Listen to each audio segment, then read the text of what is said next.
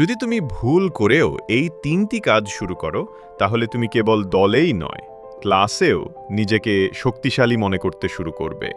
আর মনে রেখো, তৃতীয়টি তোমার ভাবনার চেয়েও বেশি শক্তিশালী।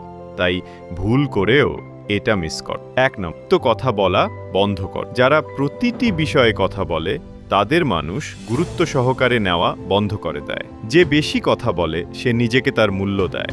তাই চুপ থাকতে শিখো এবং প্রয়োজনের সময়ই প্রভাবশালী কিছু বলতে শিখো। এতে তোমার কথার মূল্য বাড়বে। ২ নম্বর, তোমার উপস্থিতি উন্নত করো। সোজা হাঁটো, চোখের দিকে তাকিয়ে কথা বলো এবং তোমার কথা পরিষ্কার রাখো। এই ছোট ছোট জিনিসগুলো তোমার মূল্য বাড়ায়। ৩ নম্বর, উন্নতির দিকে মনোনিবেশ করো। শব্দ করা বন্ধ করো, শুধু চুপচাপ কাজ করো। নিজেকে উন্নত করো। পৃথিবী তোমার পরিশ্রম দেখে না, তোমার ফলাফল দেখে। আর যখন ফলাফল কথা বলে, তখন সবাইকে চুপচাপ শুনতে হয়।